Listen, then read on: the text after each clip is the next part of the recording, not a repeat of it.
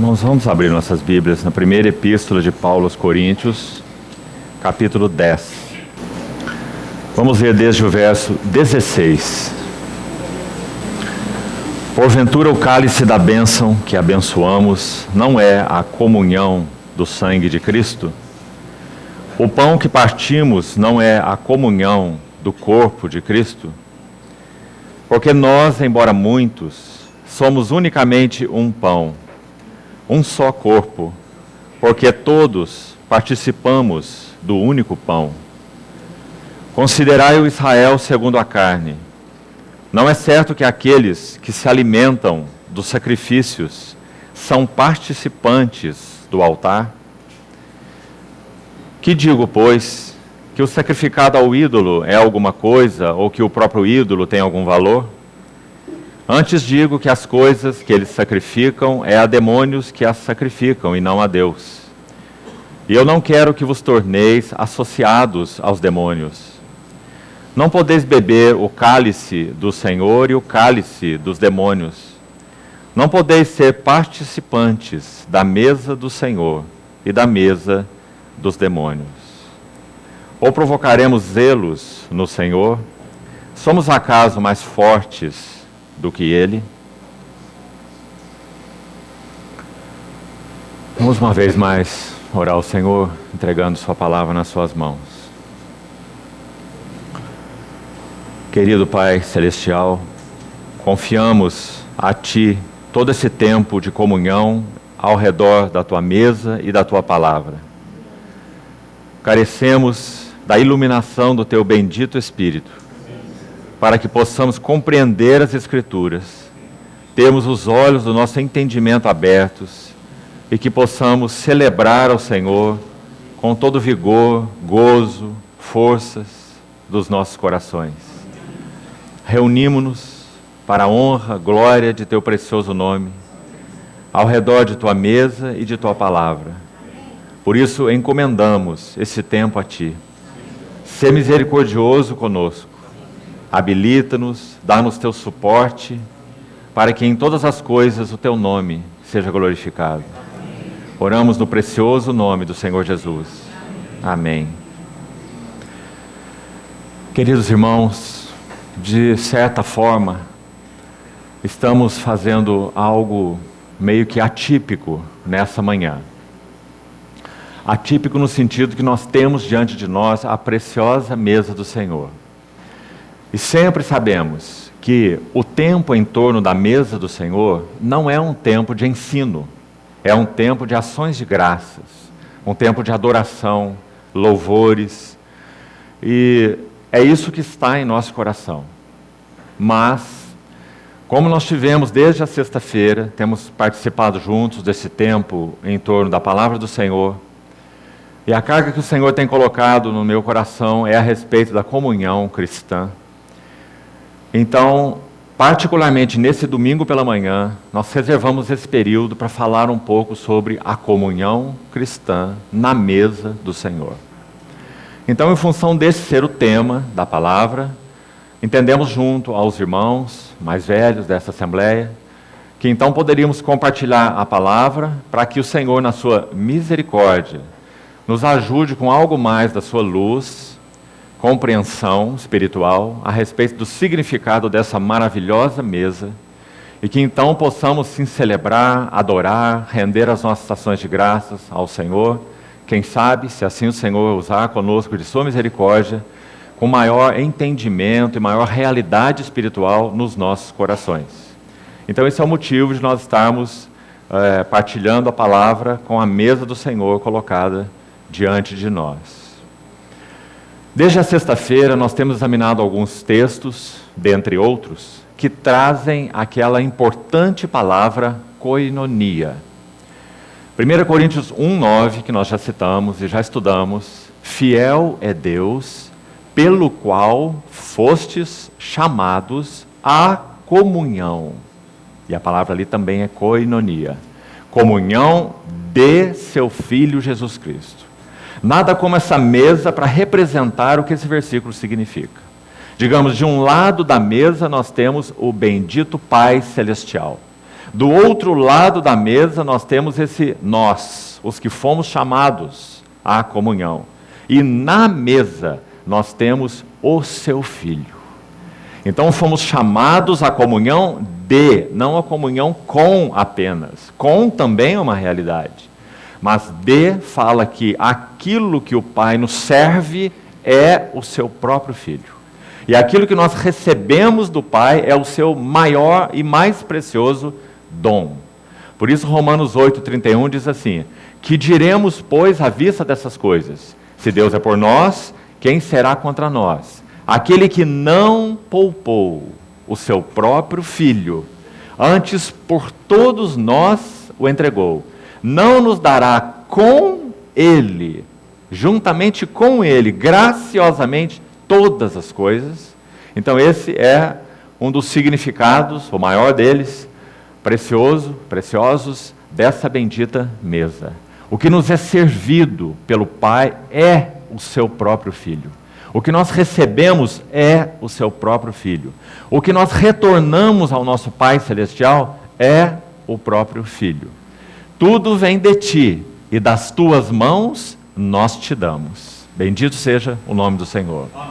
Temos visto o quanto essa palavra koinonia é significativa na Bíblia. Ela também é usada por João na sua primeira epístola. Vamos recordar o versículo 3, 1 João 1,3. Ele diz assim: o que temos visto e ouvido, também anunciamos a vós outros, para que vós igualmente mantenhais koinonia, comunhão conosco. Aí ele vai dizer que tipo de comunhão é essa. Se é comunhão de interesse, se é comunhão de projetos, se é comunhão de obra, seja lá o que for. Ele vai dizer, ora, a nossa comunhão, de novo é a palavra koinonia, é com o Pai e com o seu Filho Jesus Cristo. Estas coisas, pois, vos escrevemos, para que a nossa alegria seja completa. Irmãos amados, em torno da mesa do Senhor não há outro sentimento. O que nós poderíamos pedir ao Senhor diante da mesa do Senhor? Pelo que nós precisaríamos interceder diante da mesa do Senhor? Não é hora de petição, não é hora de intercessão, não é hora de ensino, não é hora de exortação, é hora de apenas uma coisa: adoração. Porque tudo nós temos recebido do nosso Senhor. Então, graças a Deus por essa maravilhosa koinonia. Agora, vamos estudar um pouco o texto que nós lemos antes de partirmos o pão juntos. Nós vamos observar que essa palavra se repete aqui, mais uma ainda seguinte, eu gostaria de enfatizar com os irmãos para vermos a beleza desse texto, que certamente é conhecido de muitos de nós, mas talvez não estudado por todos nós. Então aqui há 3 palavras que têm um significado muito especial, e nós vamos então buscar examiná-las. Então vamos voltar ao texto que lemos, 1 Coríntios 10, 16. Porventura o cálice da bênção que abençoamos, a ideia aqui é que consideramos bendito, porque é claro que dignidade nós teríamos para abençoar esse cálice, compreende?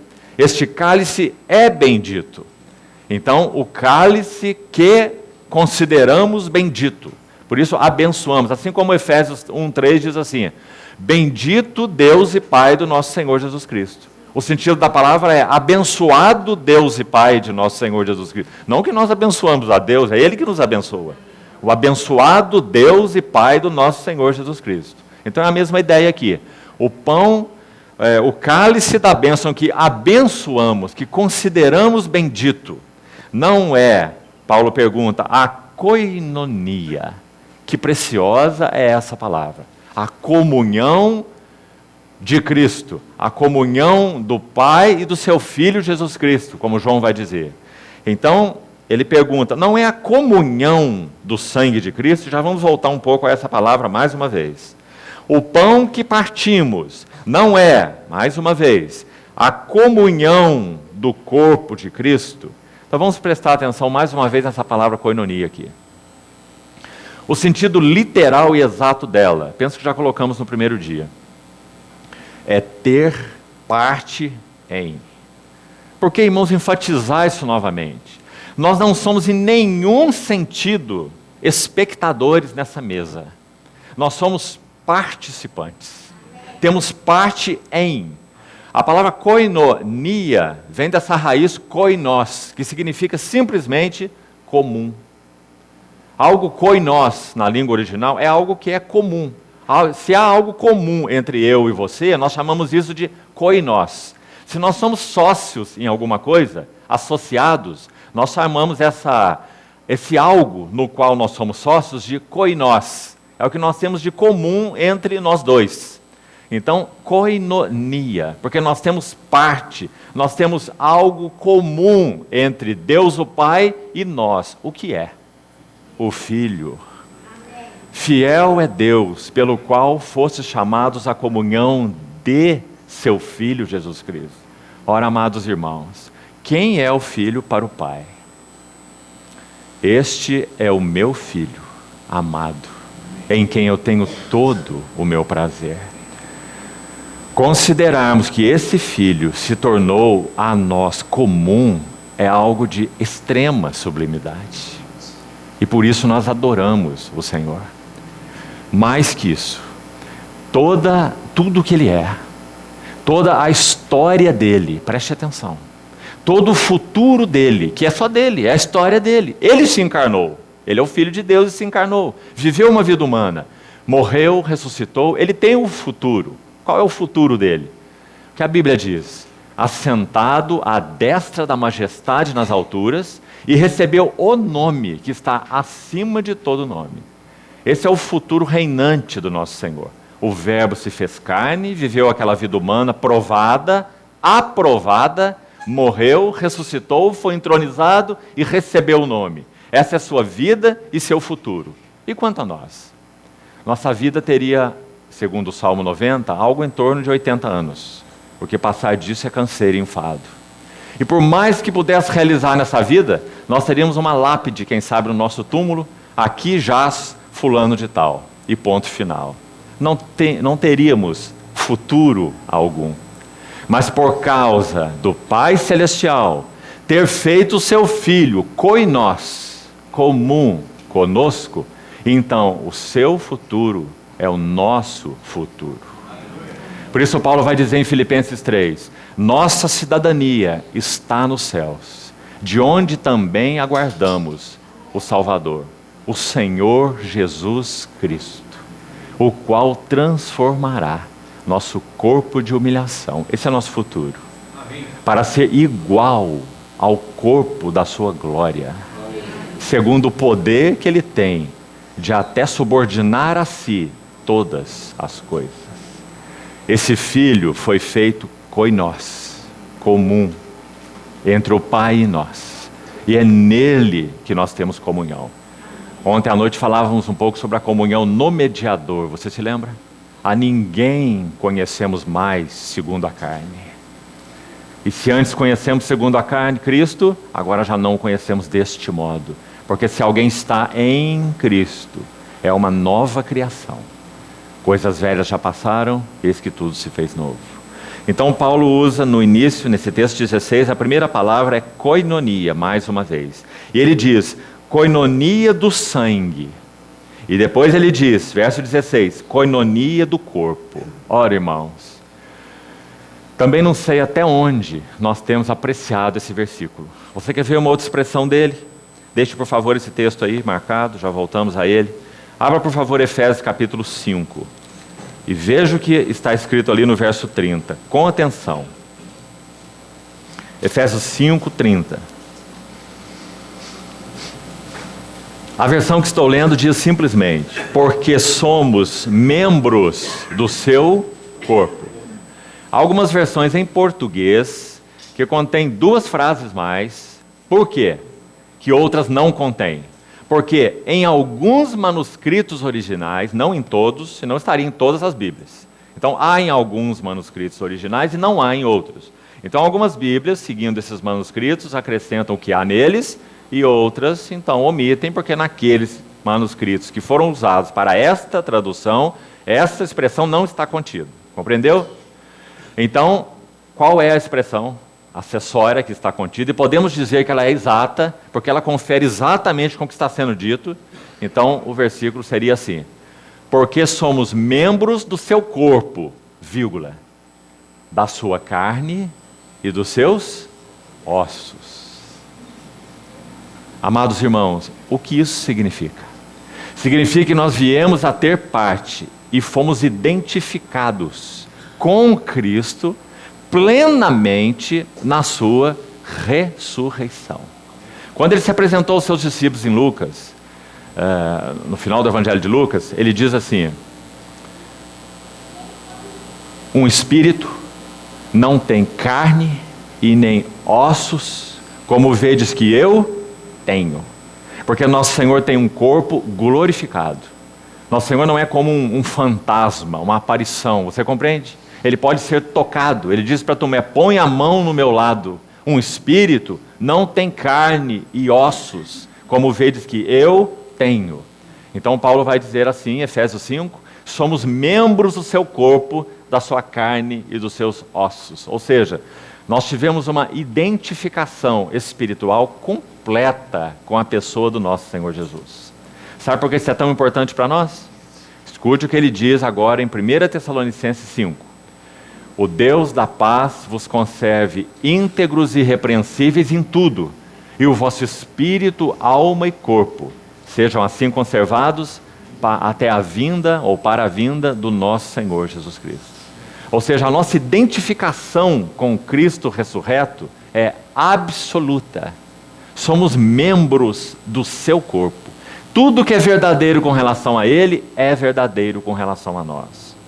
Há uma tradução alternativa de Efésios 1:11 que é muito interessante.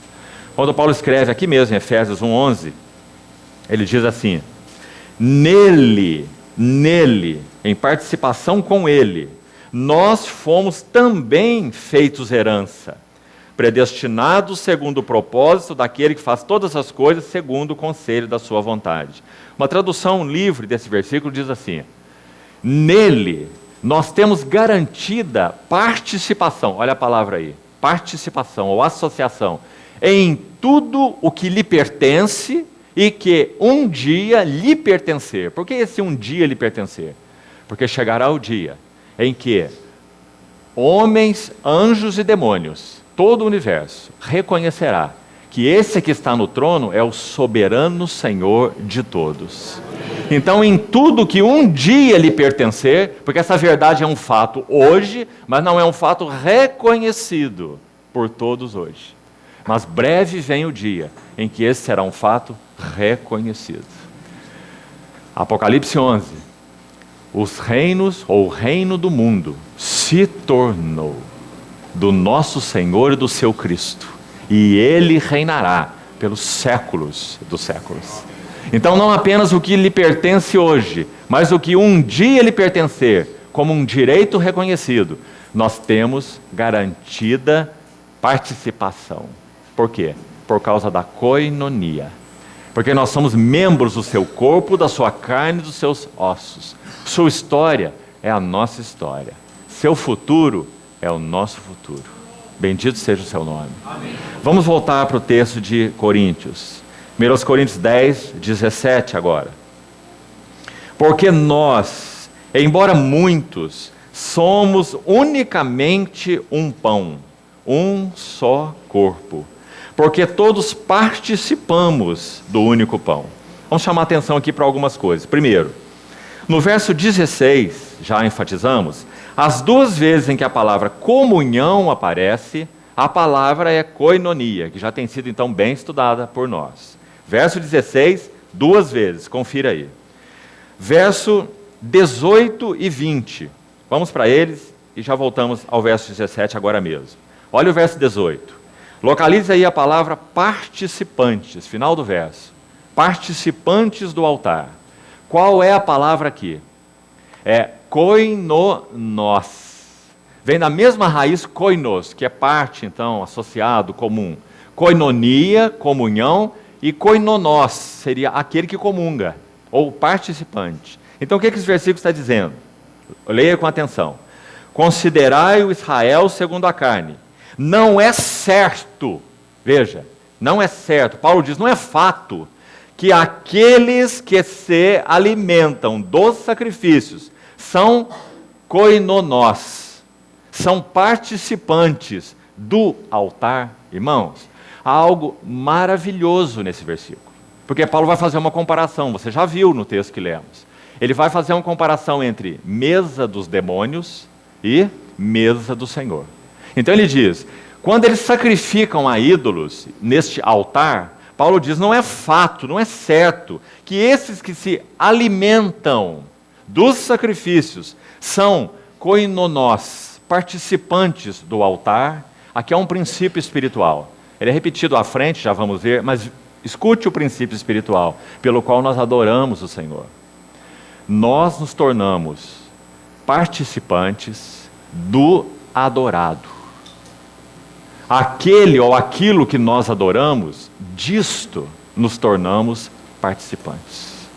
Essa é a ênfase de Paulo nesse texto. Por isso ele diz, olhe só, a palavra repetida no verso 20, antes digo que as coisas que eles sacrificam é a demônios que sacrificam, e não a Deus. Escute bem. E eu não quero que vos torneis, de novo, koinonós. A mesma palavra que nós lemos no verso 18.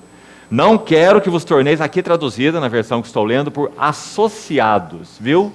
É a mesma palavra koinonós.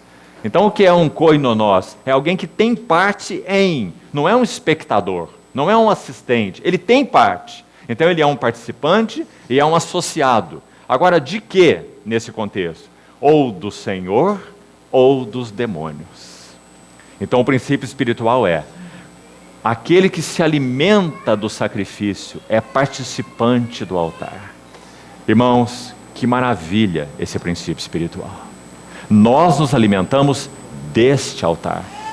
Não temos tempo para tanta coisa, mas busque lá Hebreus capítulo 13, verso 8 em diante. O verso 8 diz, Jesus Cristo é o mesmo ontem, hoje, será para sempre. Continue lendo a partir daí Hebreus 13, 8. Você vai encontrar lá assim.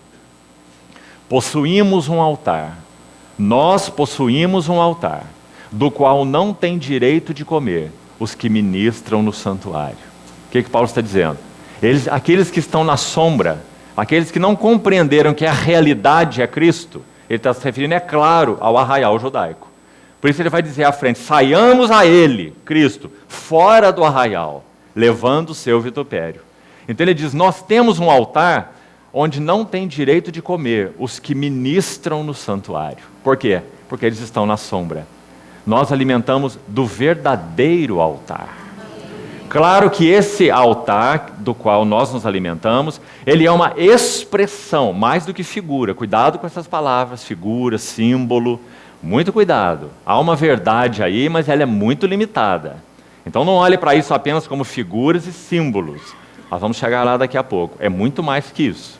Mas então, essa mesa é uma expressão, não figura, não símbolo simplesmente, mas é uma expressão viva, que contém realidade espiritual daquilo que foi executado no verdadeiro altar. Que altar é esse?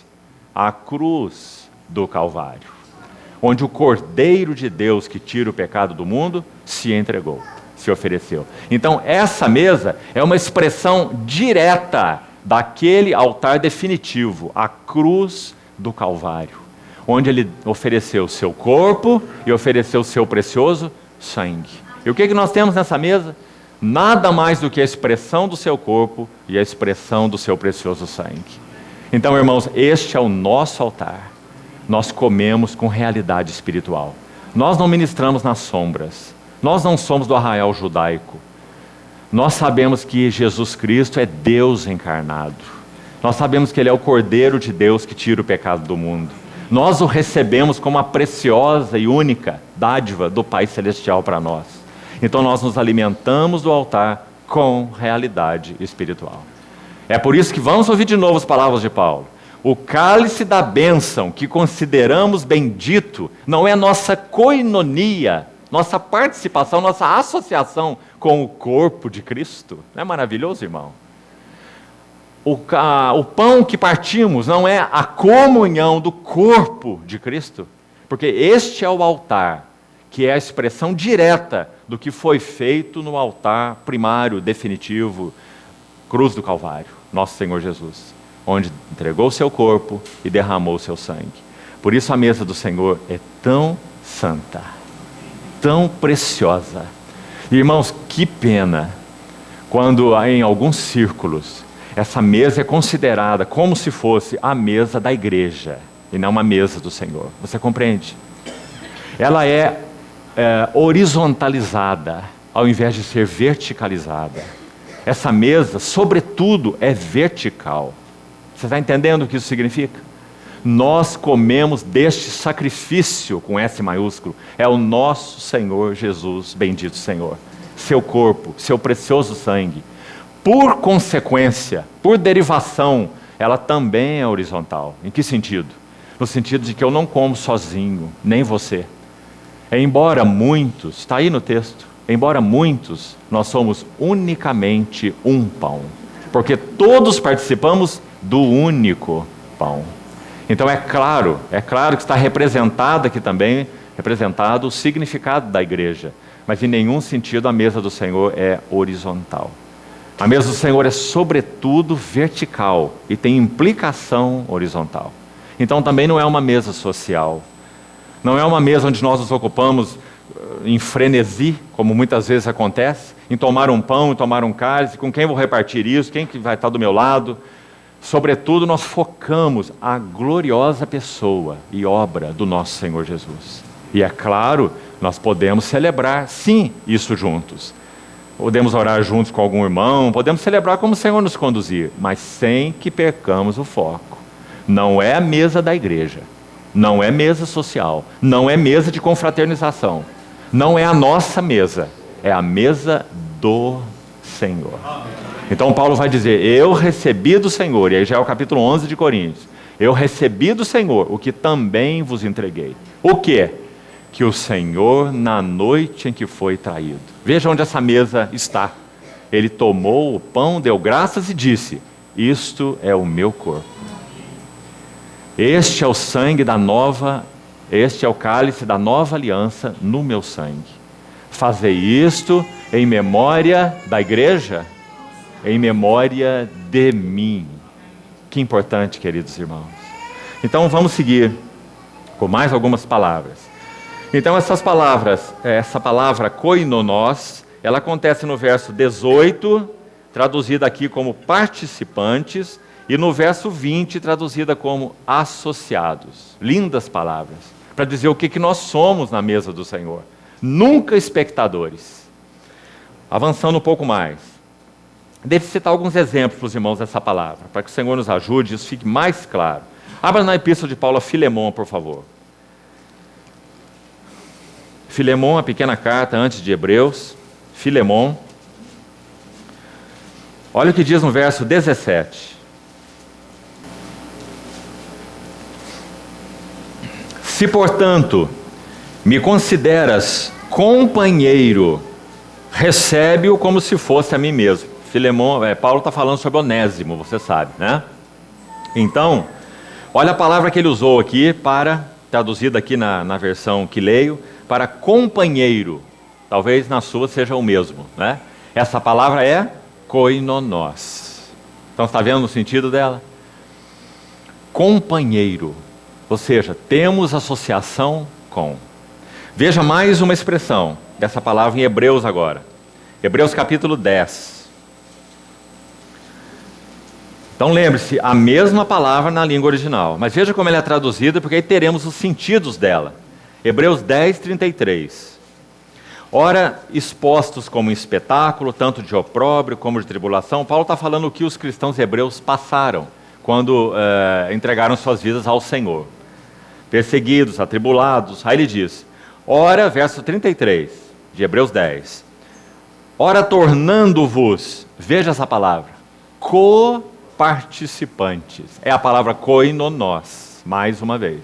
Então está aí mais um sentido complementar dela. Companheiro ou coparticipante. E ela também é traduzida assim, apenas citando para os irmãos, em 1 Pedro 5,1, Pedro diz que ele é coparticipante da glória que há de ser revelada quando ele exorta os pastores a pastorear o rebanho de Deus. 1 Pedro 5:1. Então ele diz que ele é coparticipante, a mesma palavra.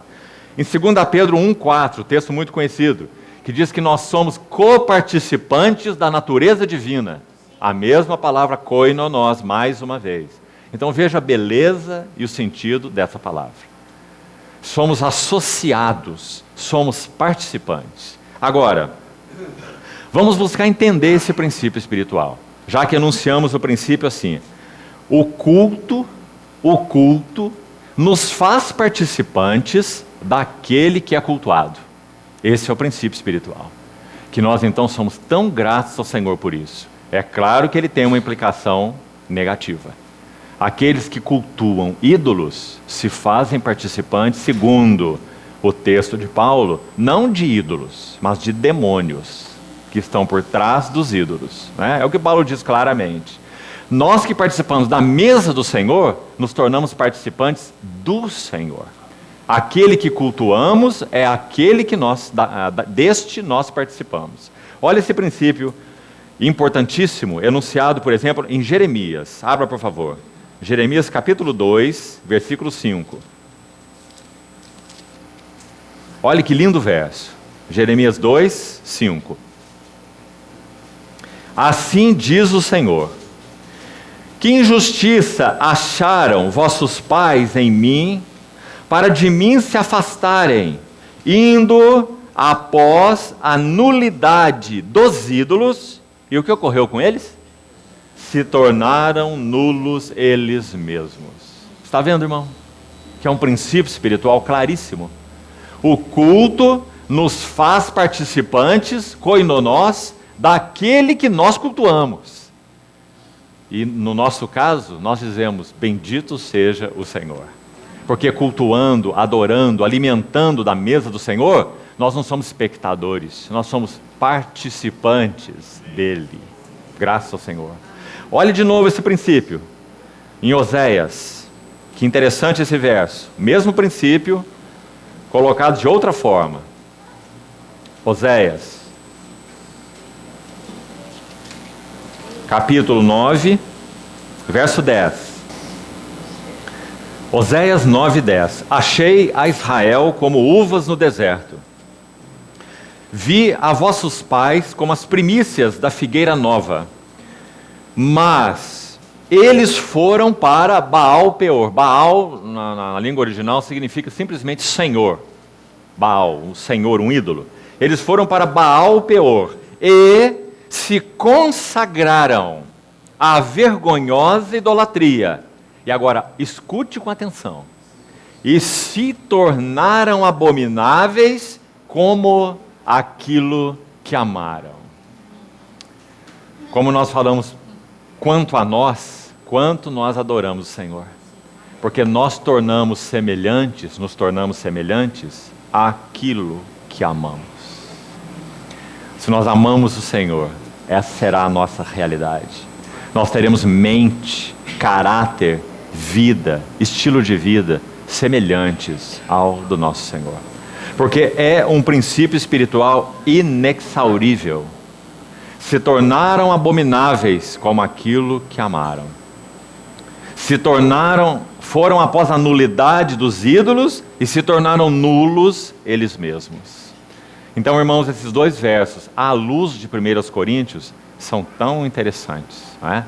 Nós participamos deste altar, associados, coparticipantes, e nos tornamos semelhantes àquele que amamos. Vamos voltar ao texto de Coríntios, mais uma vez. Capítulo 10. Mais uma palavra então, disse aos irmãos, 3 palavras: koinonia, koinonós, e agora temos a palavra no original meterro. Ela escreve M-E-T-E-C-H-O, transliterado, é claro, né? do grego para o português, seria metechô, a pronúncia é meterro. Então essa palavra aparece aqui algumas vezes, e vamos ver qual é o significado dela. Versículo 17, ela está aí. Porque nós, Coríntios 10, 17, porque nós, embora muitos, somos unicamente um pão, um só corpo, porque todos, aí está a palavra, participamos, Se no verso 18, como já falamos, essa participantes é a koinonós, essa palavra participamos no verso 17 é essa outra palavra, meterró. Agora, o que ela significa? Ela aparece também, olha aí, no verso 21. Não podeis beber o cálice do Senhor e o cálice dos demônios. Não podeis ser participantes. Aqui está ela, a mesma palavra que já citei. Da mesa do Senhor e da mesa dos demônios. Agora, o que significa essa palavra? Por que Paulo trocou a palavra? Porque ele não continuou usando koinonós, que já entendemos o que significa. Ele usou essa outra palavra. Ela tem um sentido bastante próximo à palavra koinonós. Mas vamos ver algo da nuance dela. Vamos para Coríntios mesmo, buscar traduções dessa mesma palavra. Olha o capítulo 9, verso 10. 1 Coríntios 9, 10. Ela aparece aí, traduzida como parte. Está aí, assim. Ou é seguramente por nós que ele o diz. Certo que é por nós, porque está escrito: o que lavra a terra, cumpre fazê-lo com esperança. E o que debulha, façam na esperança de receber a parte que lhe é devida. E aqui está essa palavra meterró. Parte. Então significa que nós, quando participamos da mesa do Senhor, nós participamos, nós comemos desta parte que nos é oferecida. E que parte é essa? Fiel é Deus, que nos tem chamado para a comunhão de seu Filho Jesus Cristo. Essa é a nossa boa porção, nosso Senhor Jesus Cristo. Então, a palavra parte, ou meterró, é traduzida aqui como parte. Hebreus 2,14 ela aparece. Olha que verso maravilhoso. Hebreus 2,14. Você sabe que esse é o capítulo dos filhos. Hebreus 1 é o capítulo do Filho. Resplendor da glória, expressão exata do seu ser. As glórias do Filho. O capítulo 2 de Hebreus é o capítulo dos filhos. Dizendo que esses filhos têm participação comum de carne e sangue, né? Como o Senhor participou. Então ele diz assim, verso 14... Esses filhos têm participação comum de carne e sangue, e destes também ele participou. Aqui está a palavra. Cristo não assumiu uma natureza humana figurada. Uma natureza humana, como chamavam os primitivos irmãos, docética. Ou seja, que tinha uma aparência de humanidade, mas não era uma humanidade real. Essa foi uma heresia do início da história da igreja, né? Como se fosse algo fantasmagórico, compreende? Você vê aquela pessoa, mas aquela pessoa não é pessoa real. Então João vai dizer assim: aquele que não confessa que o Filho, Jesus, veio em carne, este é o anticristo. Porque se ele não veio em carne, ele não é redentor. Ele não teria nem corpo, nem sangue, e não poderia nos representar na cruz do Calvário. Nem satisfazer a justiça, glória e santidade de Deus com relação ao homem, né? Então, o que esse texto de Hebreus 2,14 está dizendo? Que ele tomou parte na natureza humana. Irmãos, nós cremos nisso? Que ele foi homem real, com espírito humano, com alma humana e com corpo humano? Todos nós cremos. Então, da mesma maneira, nesta mesa, nós temos parte. Nós somos participantes, na linguagem de Coríntios 10. Não espectadores. Assim como Cristo teve parte real em natureza humana, nós temos parte real nele, membros do seu corpo, da sua carne e dos seus ossos. Efésios 5. E temos parte real nessa mesa. Irmãos, isso é tão importante. Por causa disso, em Coríntios 11, escute com atenção, Paulo vai dizer assim: quem come e bebe.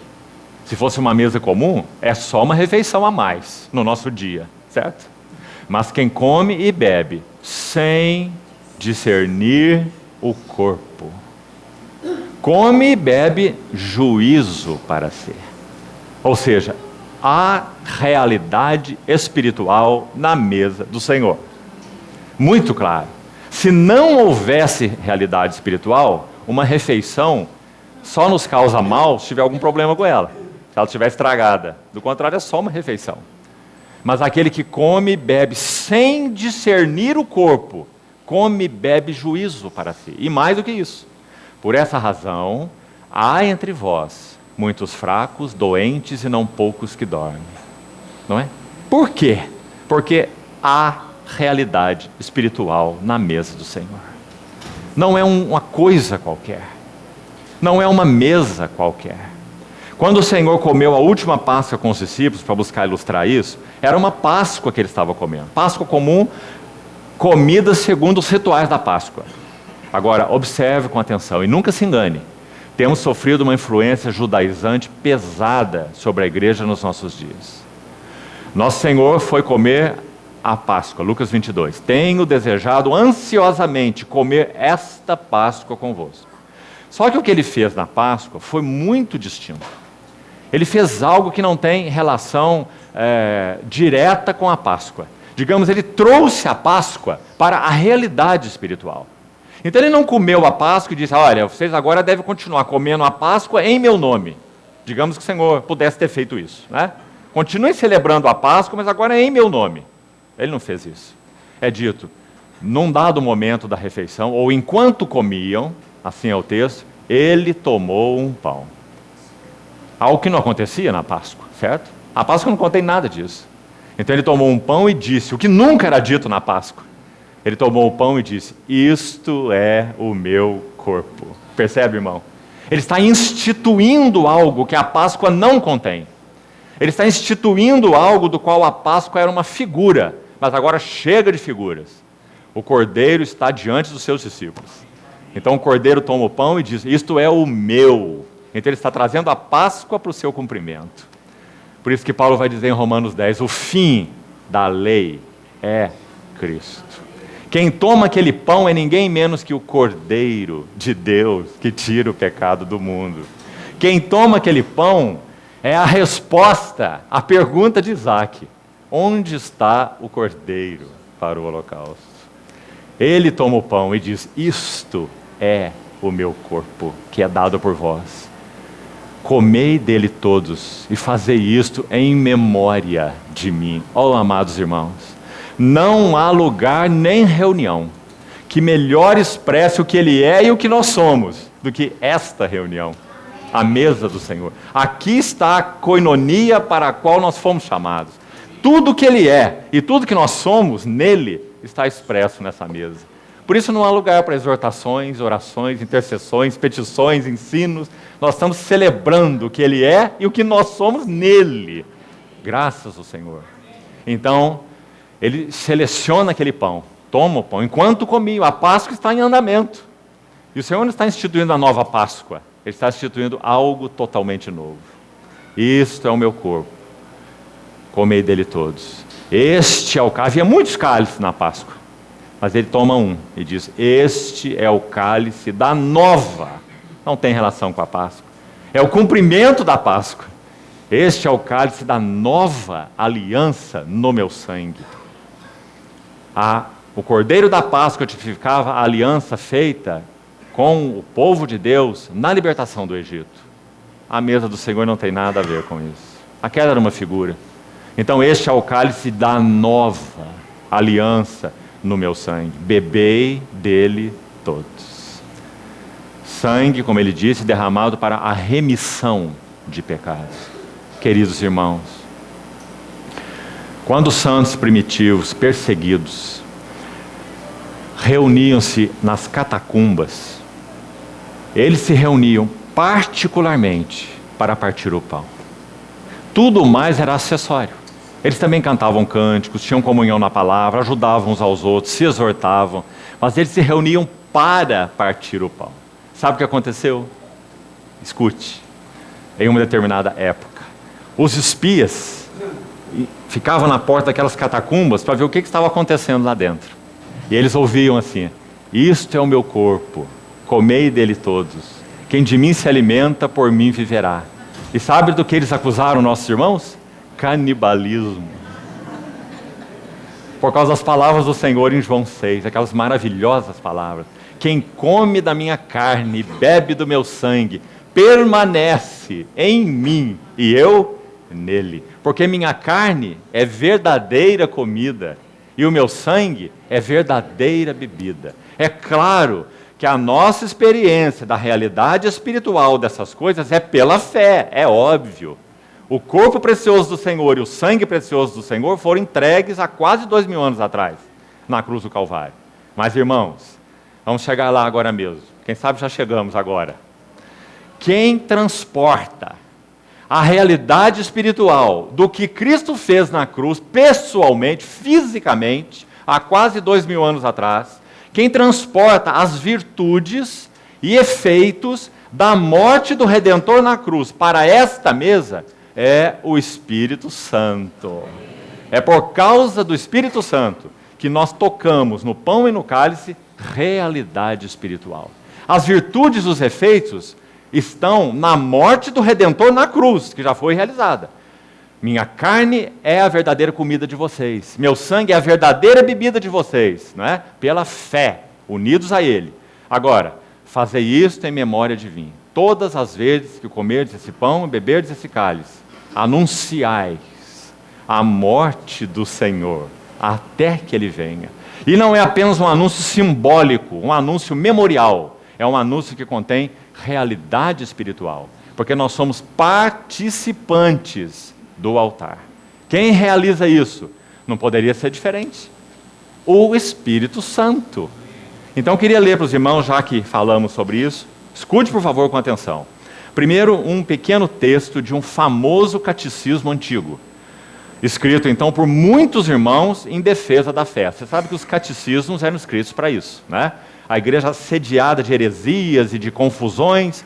Então, santos se reuniam na presença do Senhor e buscavam assentar os fundamentos da fé e fazer as declarações de fé básicas, não é? Baseado nas quais nós estamos aqui até hoje. O Evangelho não se perdeu graças a esses santos fiéis, né? Então escute essa frase de um catecismo antigo. Ouça com atenção. Sobre a mesa do Senhor. Cristo visa, com estes sinais e penhores visíveis, aqui está um pão físico, um cálice físico, né? Então Cristo visa, com estes sinais e penhores visíveis, garantir-nos que realmente somos participantes, olha a palavra, participantes, do seu verdadeiro corpo e sangue. Me permitam repetir. Cristo visa, com estes sinais e penhores visíveis, garantir-nos que realmente somos participantes do seu verdadeiro corpo e sangue, vírgula, pela operação do Espírito Santo. Viu? Como eles colocaram nesse catecismo. Quando, participantes pela operação do Espírito Santo, quando recebemos pela boca do corpo estas santas insígnias em memória dele. E que, escute isso, todos os seus sofrimentos dele e a sua obediência são tão certamente nossos, como se nós mesmos, em nossas pessoas, tivéssemos sofrido e prestado satisfação a Deus pelos nossos pecados. Que maravilha, irmãos! Como se nós mesmos tivéssemos sofrido e prestado satisfação a Deus pelos nossos pecados. Porque, pela operação do Espírito Santo, Cristo visa, com estas santas insígnias, nos garantir que nós somos participantes do seu verdadeiro corpo e do seu precioso sangue. Importante a maneira como esses irmãos então colocaram isso. Agora a frase de um irmão do passado, sobre a mesa do Senhor, chamado Charles Hodge, um erudito cristão. Olha o que ele diz. As virtudes e os efeitos do sacrifício do corpo do Redentor na cruz. Virtudes e efeitos do sacrifício do Redentor na cruz. Se fazem presentes no sacramento, como ele usou a palavra sacramento, para se referir à mesa do Senhor. Virtudes e efeitos da morte do Redentor se fazem presentes no sacramento. E neste são comunicados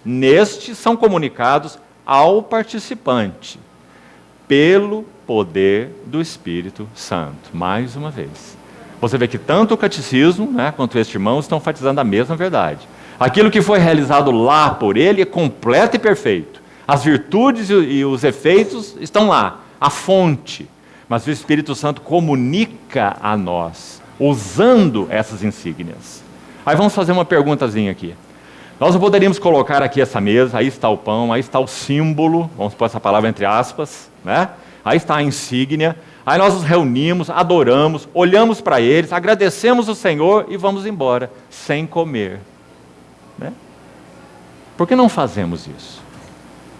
Porque o Espírito Santo comunica ao participante. Nosso Senhor disse, comei dele todos.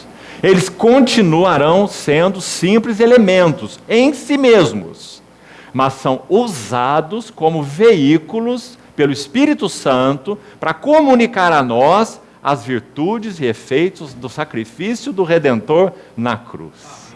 Ficou claro isso, irmãos? Então deixa eu completar a frase aqui. Vou lê-la de novo, é pequena. As virtudes e os efeitos do sacrifício do corpo do Redentor na cruz se fazem presentes no sacramento. E neste são comunicados ao participante pelo poder do Espírito Santo, que utiliza os elementos como seus instrumentos. Os elementos como seus instrumentos, segundo a sua soberana vontade. O Espírito Santo usa elementos físicos que se tornam veículos usados pelo Espírito Santo para comunicar a nós, nosso espírito, a nossa alma e até mesmo ao nosso corpo, já que Paulo disse, é porque não discernem o corpo que há entre vós muitos fracos e doentes. Então, comunicando ao nosso espírito, à nossa alma e ao nosso corpo, ao homem integral, as virtudes e efeitos do sacrifício do Redentor na cruz do Calvário. Irmãos, que maravilhosa celebração, que maravilhosa hora. Por isso nossos irmãos colocaram suas cabeças a prêmio, para se reunirem nas grutas escondidas e poderem celebrar em memória do Senhor aquilo que eles consideravam o mais fundamental na vida da Assembleia, na sua comunhão, comer e beber em memória do Senhor. Bendito seja o nome do Senhor. Ainda estamos quase concluindo, mais alguma coisa que vamos considerar. O que Paulo quis dizer com discernir o corpo? Vamos olhar lá o versículo, localizá-lo. 1 aos Coríntios, capítulo 11, verso 29. Pois, vamos ler desde o verso 23, irmãos, para lermos todo o contexto tão precioso. 11, 23, 1 aos Coríntios. Porque eu recebi do Senhor o que também vos entreguei, que o Senhor Jesus, na noite em que foi traído, tomou o pão, e tendo dado graças, o partiu e disse, isto é o meu corpo, que é dado por vós. Fazei isto em memória de mim.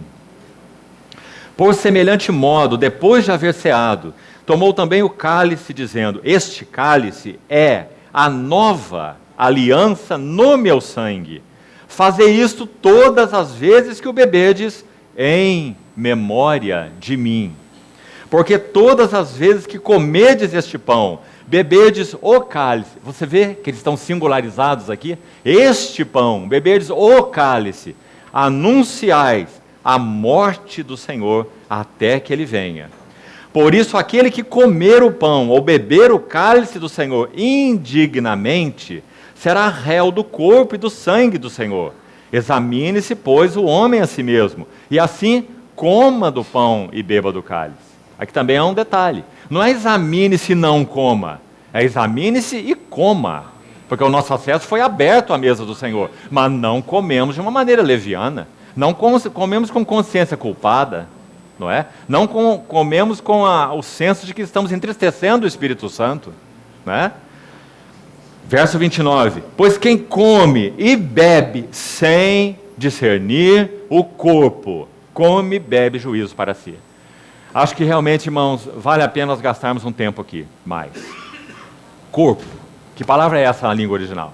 Ela é muito simples e muito comum. É a palavra soma, de onde nós temos em português somático, psicossomático, algo da psique que afeta o corpo. Soma, corpo. Palavra simples, mas vamos ver como ela é usada. Você quer ver o que significa não discernir o corpo neste contexto aqui? Um uso dessa palavra, vamos rapidamente a ela, Mateus capítulo 5, para vermos como ela é simples, ou ampla, né, no seu sentido. Um exemplo só do seu uso comum, seu uso simples, está aí Mateus 5, 29. Se o teu olho direito te faz tropeçar, arranca ou lança-o de ti, pois te convém que se perca um dos teus membros, e não seja todo o teu corpo. Todo o teu corpo. Corpo soma, nosso corpo físico. Não seja todo o teu corpo lançado no inferno. Então a palavra aqui é soma, né? Uma tradução simples, ampla, né? Corpo em qualquer sentido, corpo de alguém. Agora, já vimos, vamos lá, 1 Coríntios 10, 16. 1 Coríntios 10, 16. Ela está lá de novo. Parte final do verso. O pão que comemos não é a comunhão do corpo. De novo é a palavra soma. Mas agora esse corpo aqui é de quem? É de Cristo. Então lá em Mateus 25, o corpo de alguém. O teu corpo lançado no inferno. Soma. Aqui, soma de novo. Se referindo agora ao corpo de Cristo. Vamos avançar um pouquinho mais. Olha Efésios 1, 23. Você vai ver que cada versículo nos lança um degrau acima. Olha Efésios 1, 23. Verso 22 diz: pois todas as coisas debaixo dos seus pés, e para ser o cabeça sobre todas as coisas, o deu à igreja, a qual é o seu corpo. De novo é a palavra soma. Então agora que corpo é esse aí? É o corpo, me permito a expressão, místico de Cristo. Né? O corpo coletivo de Cristo, o corpo espiritual de Cristo. Cristo tem um corpo físico e Cristo tem um corpo espiritual. Não é? Porque esse Cristo glorificado à destra da majestade é um homem. Esse homem está no trono, com as suas feridas, com seu corpo glorioso, não é? Mas ele também tem um corpo espiritual do qual ele é a cabeça. É muito claro para nós, não é? Então ele está dizendo, a igreja é o seu corpo místico, espiritual. Soma também é aplicado para a igreja, certo? Agora nós vamos ao último uso, e acho que no caso aqui é o que mais nos interessa. Por favor, Colossenses agora. Colossenses capítulo 2. Olha o verso, vamos ver 16 e 17. Colossenses 2, 16 e 17. Ninguém, pois, vos julgue por causa de comida, de bebida, de festa, de lua nova ou de sábados. Porque tudo isto tem sido sombra das coisas que haviam de vir. Porém, o corpo é de Cristo. Aqui nós precisamos de cuidado. Porque se lermos esse versículo muito rápido, nós vamos achar que Paulo está falando do corpo de Cristo, que é a igreja. Né? Nossa mente é muito rápida em fazer as interpretações, mas não é nada disso que ele está dizendo. Ele está contrastando a palavra corpo, olha aí, com a palavra sombra no início do versículo. Porque corpo, soma, significa substância. Né? Meu corpo, teu corpo, é a sua e a minha substância. O corpo de Cristo é a substância de Cristo Jesus de Nazaré. A igreja é a substância de Cristo, o corpo místico de Cristo. E aqui, corpo é contrastado com sombra. Festa, comida e bebida, lua nova e sábado são sombras. Apontavam para algo, muito claro para nós também. Os tipos e figuras do Velho Testamento. Mas o soma é Cristo. Porém, o corpo, o soma, a substância, a realidade é Cristo. E aí há versões em português, inclusive, que traduzem dessa forma. Colocam assim, porém, tudo isso tem sido sombra das coisas que haviam de vir. Porém, a realidade é Cristo. Essa seria a melhor tradução. Compreendeu? Então nós tomamos este sentido, que na minha maneira de ver, amados irmãos, faça você mesmo chegue à sua conclusão. A minha maneira de ver é o único entendimento possível de 1 Coríntios 11, 29. Quem come e bebe sem discernir a substância, come e bebe juízo para si. Porque o que aquele texto poderia estar dizendo então? Quem come e bebe sem discernir a igreja, como corpo ali, será que tem algum sentido? É claro que não. Quem come e bebe sem discernir a substância de alguém, será que tem algum sentido também? Não é? O único sentido possível, em 1 Coríntios 11, 29, é esse. Quem come e bebe sem discernir a realidade. Quem come e bebe sem discernir a substância. Qual é a realidade? Qual é a substância envolvida nesta celebração? Cristo. Isto é o meu corpo, este é o cálice da nova aliança. Então, se nós comemos e bebemos sem discernir qual é a substância, nós comemos juízo para nós. Não é um ritual, não é? Não é algo que fazemos ordinariamente, não é? Nós discernimos a realidade. Tudo isso tem sido sombra das coisas que haviam de vir, porém a realidade é Cristo. Soma, substância é Cristo. Que importante, irmãos. E já vamos então concluindo com o último texto. Lucas 22. Então, com a ajuda do Senhor, vamos partir o pão, adorando, um coração cheio de ações de graças, por tudo que Ele é e por tudo que Ele nos fez nele. Lucas 22, vamos ler a partir do verso 14. Vamos ler desde o verso 7, por favor. Lucas 22, 7. Chegou o dia dos pães asmos. Sabe como começa esse texto no verso 1, capítulo 22? Olha lá, por favor. Estava próxima a festa dos pães asmos. Aí o autor, Lucas, coloca, chamada Páscoa. Né? Por que Lucas está enfatizando a festa dos pães asmos? Porque ele não diz chegou a Páscoa. Duas vezes, você viu? Verso 1 e verso 7. Ele está enfatizando os pães asmos. O que significa isso? Paulo vai interpretar assim em Coríntios 5, 1 Coríntios 5. Cristo, o nosso Cordeiro Pascal, foi imolado. Por isso celebremos a festa. Que festa é essa? Ele vai dizer, é a festa dos pães asmos. Só que em realidade espiritual. Ele vai dizer, celebremos a festa, não com fermento da malícia e inveja, mas com os asmos da sinceridade e da verdade. Que maravilha, irmãos. Se há algo que nós carecemos ao comer e beber na mesa do Senhor, são os asmos da sinceridade, sinceros, sem cera, sem máscara, sem hipocrisia. Comer com sinceridade e verdade. Bendito seja o Senhor. Nós somos os filhos da verdade, com V maiúsculo. Nós comemos daquele que é o verdadeiro Deus e a vida eterna. Bendito seja o seu nome. Então Lucas enfatiza os pães asmos. Você vê, não podemos comer da mesa do Senhor levianamente. Não podemos comer com malícia e inveja, contendas e ciúmes. Porque o requisito da mesa do Senhor são os asmos da sinceridade e da verdade. Porque Ele é o asmo, com A maiúsculo, o sincero, o verdadeiro, o nosso Senhor Jesus. Então Ele nos convida, porque nos remiu com seu precioso sangue, para que comamos com o coração sincero e em verdade. Então, duas vezes Lucas enfatiza. Verso 7, então, de novo. Chegou o dia dos pães asmos. Olha que lindo texto.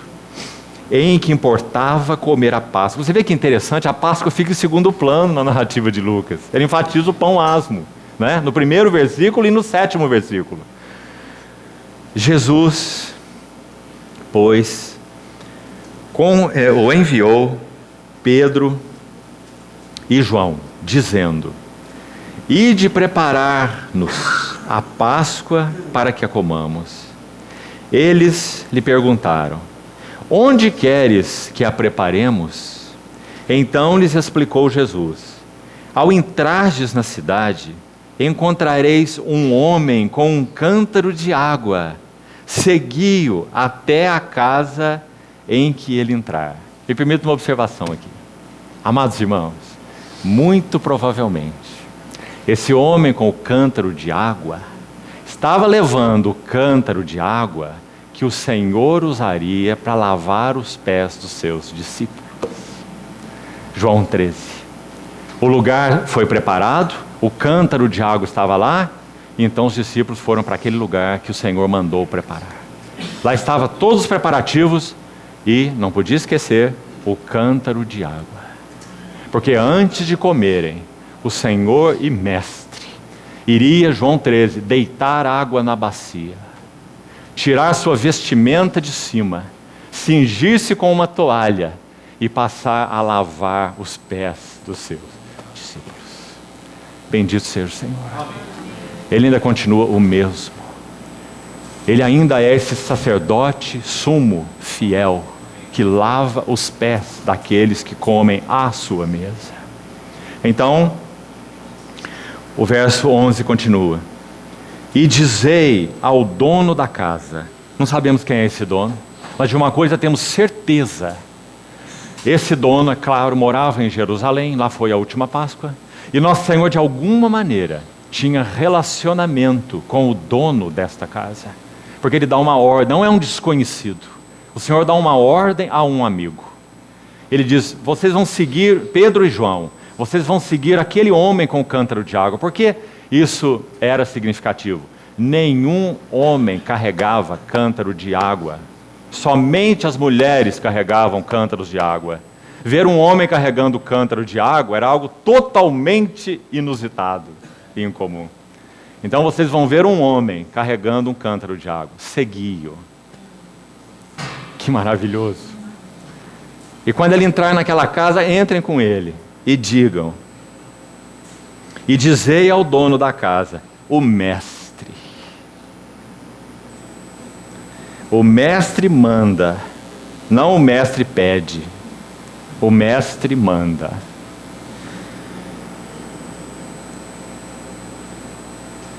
Perguntar-te, onde é o aposento, o cenáculo, o aposento, no qual hei de comer a Páscoa com os meus. Hei de comer a Páscoa com os meus. Eles não são do mundo, como também eu não sou. Eram teus, tu nos confiaste, e eles têm guardado a tua palavra. Onde irei comer a Páscoa com os meus discípulos? Verso 12. Ele vos mostrará um espaçoso cenáculo mobiliado. Ali fazei os preparativos. E indo, tudo encontraram, como Jesus lhes dissera, e prepararam a Páscoa. Chegada a hora, pôs-se Jesus à mesa, e com ele os apóstolos, e disse-lhes, tenho desejado ansiosamente comer convosco esta Páscoa antes do meu sofrimento. Ah, queridos irmãos, o que o Senhor está fazendo?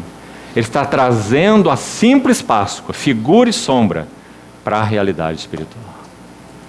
Antes do meu sofrimento, quando o Cordeiro Pascal verdadeiro cumpriria a realidade de todos aqueles milhares de cordeiros que foram imolados antes dele. Onde Hebreus 9 vai nos dizer, o sangue de touros, de novilhos, de carneiros, não tem poder para purificar pecados. Antes do meu sofrimento, pois vos digo que nunca mais a comerei, a Páscoa, até que ela se cumpra, porque ela é sombra, até que ela se cumpra no reino de Deus. E tomando um cálice, havendo dado graças, disse, recebei e reparti entre vós. Pois vos digo que de agora em diante não mais beberei do fruto da videira até que venha o reino de Deus. E agora o verso 19 começa a instituição da mesa do Senhor. Só Lucas menciona a mesa do Senhor como instituição. Preste atenção. Ela está em Mateus 26 e também está em Marcos. Mas somente em Lucas você vai encontrar essa frase. Verso 19.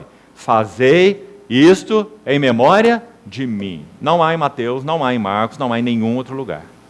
Então Lucas registra a instituição, dizendo que o Senhor colocou a Páscoa de lado, no sentido de trazê-la para o cumprimento, então estabeleceu algo novo, que ele diz, fazei isto, não é comam a Páscoa, é façam isto em memória de mim. Isto o quê? Verso 19, então.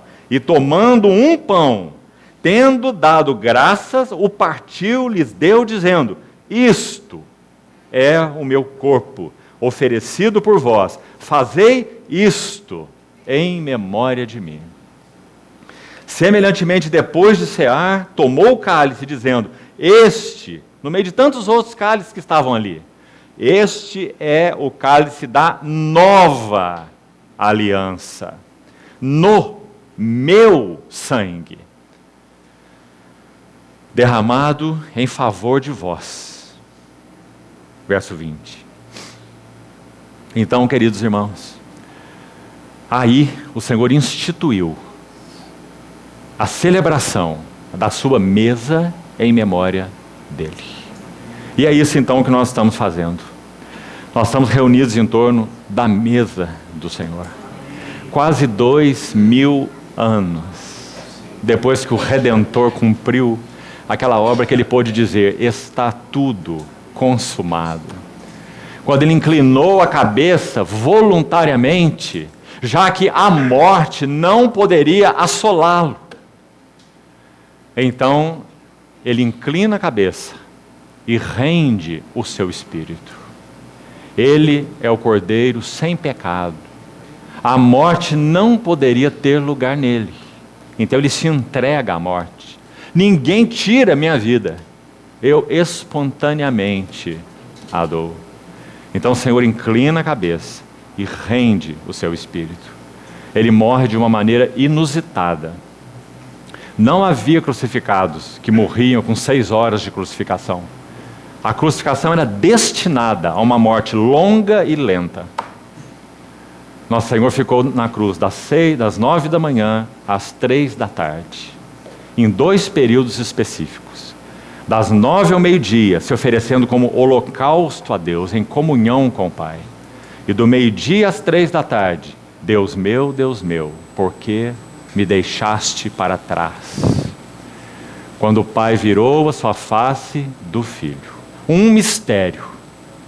Deus encarnado, separado de Deus. Como disse um autor de hinos do passado, ó que mistério, morre o imortal.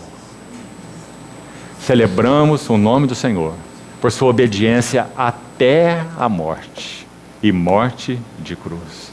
Fazemos isso em memória dele até que ele venha.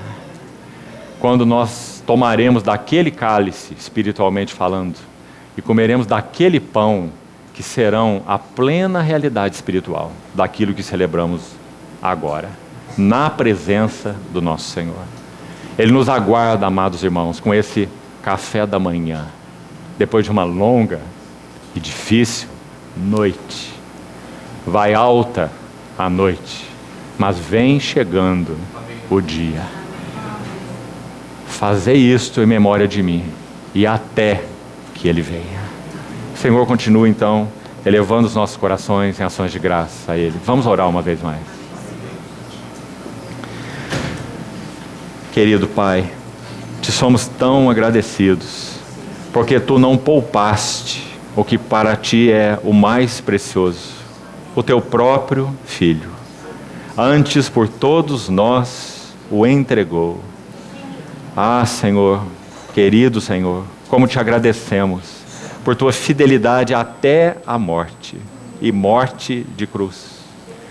Senhor, te suplicamos que o Senhor encha nossos corações da realidade espiritual dessa celebração.